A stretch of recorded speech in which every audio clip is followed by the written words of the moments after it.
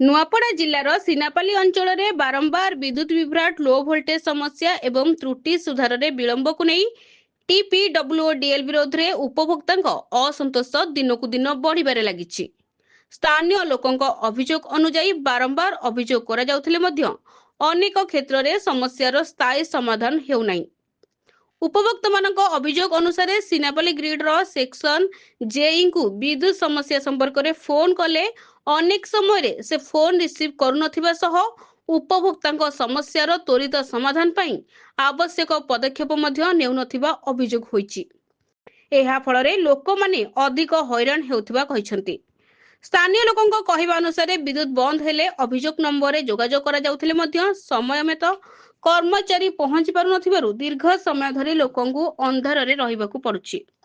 ବର୍ଷା ଋତୁରେ ଏହି ସମସ୍ୟା ଆହୁରି ଗୁରୁତର ରୂପ ନେଉଥିବାରୁ ସାଧାରଣ ଲୋକଙ୍କ ଦୁର୍ଭୋଗ ବଢି ଯାଇଛି। ଗ୍ରାମବାସୀଙ୍କ ଅଭିଯୋଗ ଯେ ଅଭିଯୋଗ ପଞ୍ଜୀକରଣ ପରେ କେବଳ ଆଶ୍ୱାସନା ମିଳୁଛି କିନ୍ତୁ ସମସ୍ୟାର ତୁରନ୍ତ ସମାଧାନ ହେଉନାହିଁ। ଏହାର ପ୍ରଭାବରେ ସାଧାରଣ ଜନଜୀବନ, ବ୍ୟବସାୟ, ଚାଷ କାମ ଏବଂ ଛାତ୍ରଛାତ୍ରୀଙ୍କ ପାଠପଢା ଗୁରୁତର ଭାବେ ବ୍ୟାହତ ହେଉଛି।